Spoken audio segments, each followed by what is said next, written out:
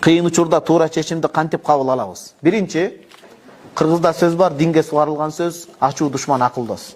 Ачууну токтотуп чечим кабыл албаса, ачуу үстүндө акыл кетип калат, туурабы? Муну медицинадагы тастыктаган, ачуу катуу келгенде акыл көтөрүлөт. Демек ал кан кызып кетет, денеде кан катуусуп, жүрөк лакылдап калганда адам эмне ойлонот? Ойлонсоңуз, рефлекс башка иштеп атпайбы, кан жүгүрүп. Демек акыл ал жерде болбойт. Салкын кандуулук менен чечим кабыл алыш керек. Бир. Экинчи, ушул эрежени жаттап алыңыз, жаш эжекелер менен апалар билет. Өтө зарыл иш шашылыш болбойт, өтө шашылыш иш зарыл болбойт бул дагы. Анткени ой багыш керек, жети өлчөп бир кесиш керек. Ошону көбүрөөк талкуулаш керек.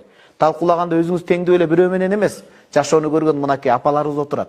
Канча урпактарды тарбиялаган. Ушул кишилер менен келип бир акылдашып коюш керек. Анан үчүнчү критерий шариатка ырайып келиш керек. Миң баары менен акылдашып, салкын кезде кабыл алганда деле ачуу учурунда эмес. Шариатка туура эмес келсе, ал иштин баары бир береке кайры жок. Ыйманга шай болсун. Ошондо туура чечим кабыл аласыз. Анан истихара окуш керек. Истихара деген апаларым кеңешүү намаз. Оңой эле интернетте бар, жашыл көчөт китебим чыгат. Жоболсо мен карекем адыр жашыл көчөттөн истихара намазын скриншот кылыңыз.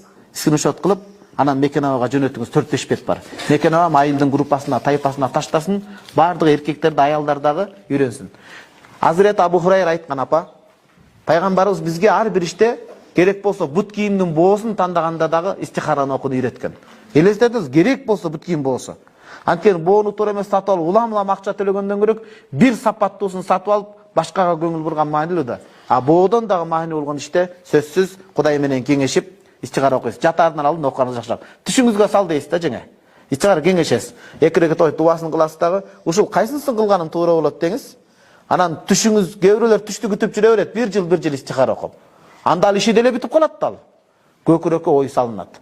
Ошол ишти башташ керек. Окшошуп кетип атса, ошол иште береке бар. Окшошпой жолтоолор тоскоолдук болуп атса, анда береке кайыр жок.